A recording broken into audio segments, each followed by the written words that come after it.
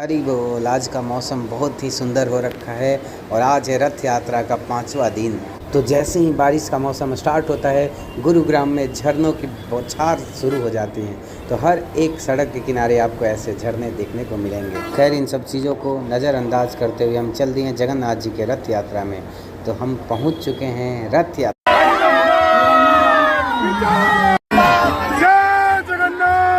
इतनी भारी बारिश में भी भक्तों का उत्साह देखने लायक था। ये देखिए, उत्साह देखकर आपका दिल गदगद हो जाएगा। जय जगन्नाथ।